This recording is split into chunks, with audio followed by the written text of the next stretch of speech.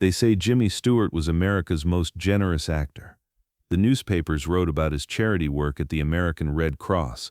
Hollywood celebrated his kindness toward war veterans.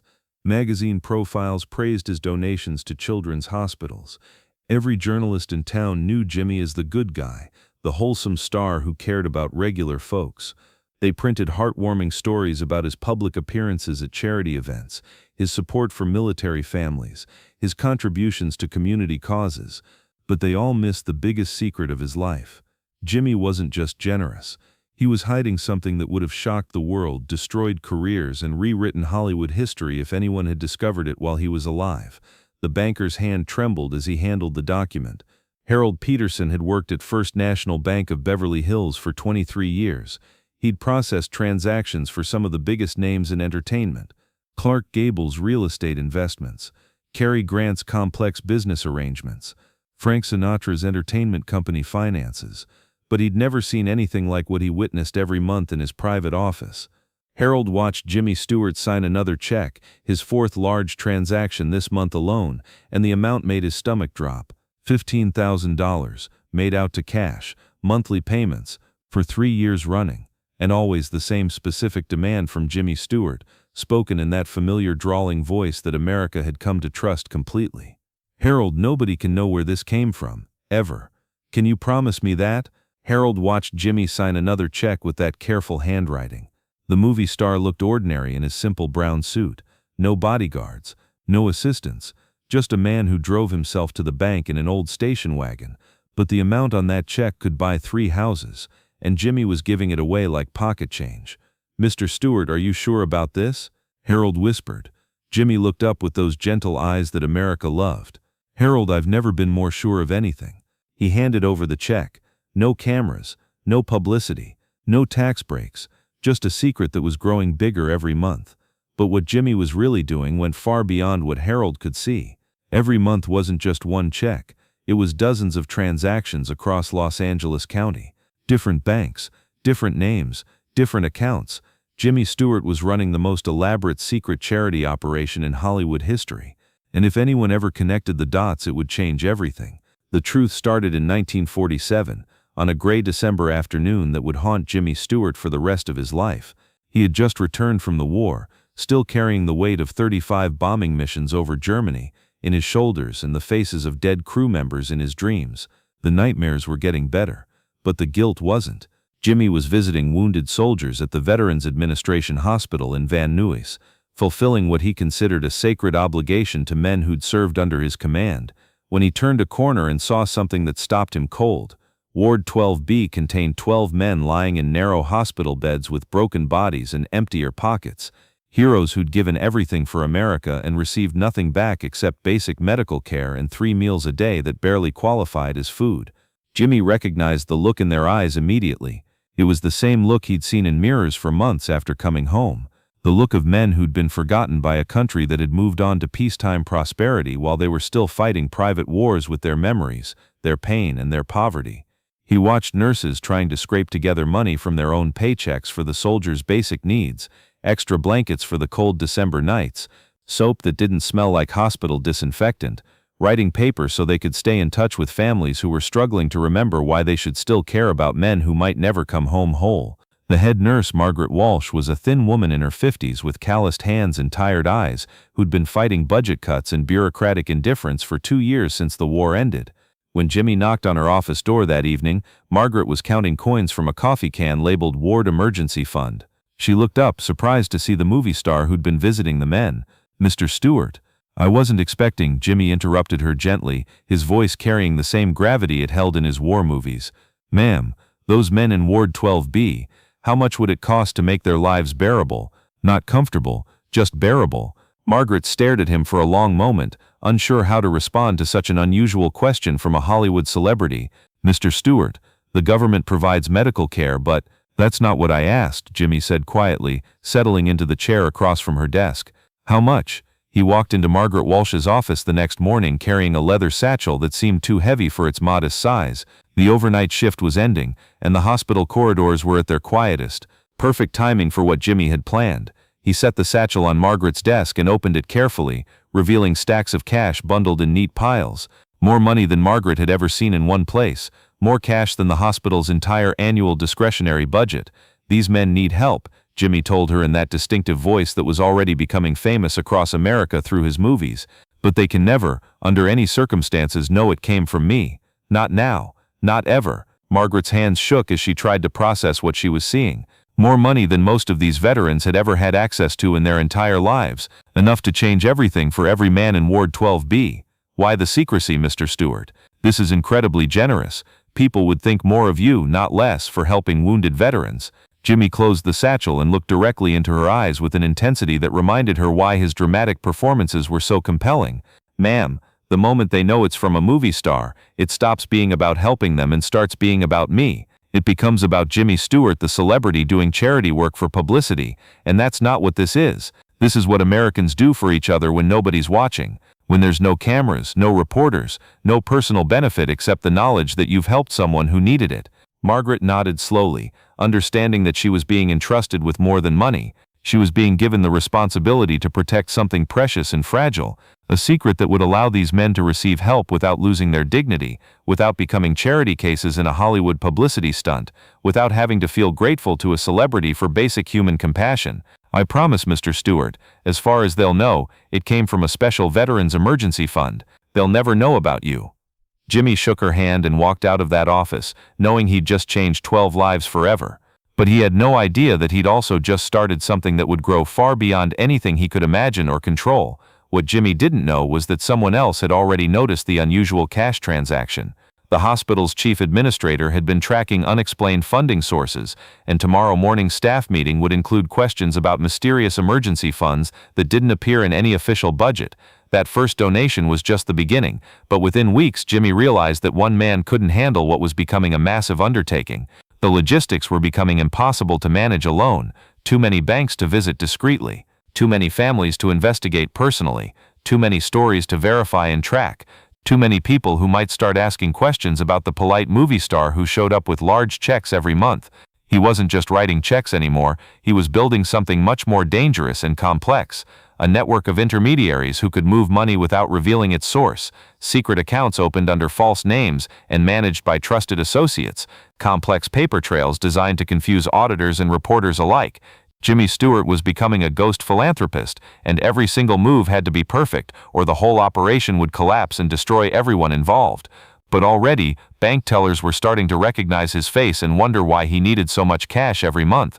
But here's what made it truly incredible and truly terrifying for everyone who became part of it. Jimmy wasn't working alone anymore. By 1950, he'd recruited a small team of people who believed in his mission enough to risk their own reputations and careers. Dorothy Klein, his secretary, became his chief intelligence officer. She fielded desperate phone calls from families in need, conducting detailed interviews that would have impressed FBI investigators. She learned to ask the right questions, verify the stories through multiple sources, and identify the families who genuinely needed help versus those who were just looking for easy money from a wealthy celebrity.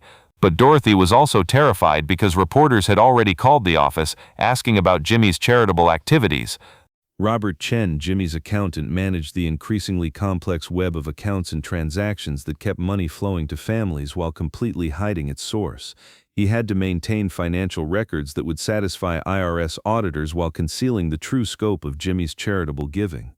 Father Miguel Santos from St. Mary's Church in East Los Angeles helped distribute money to Catholic families who would readily accept help from their church but would never take what they perceived as pity from a Hollywood movie star.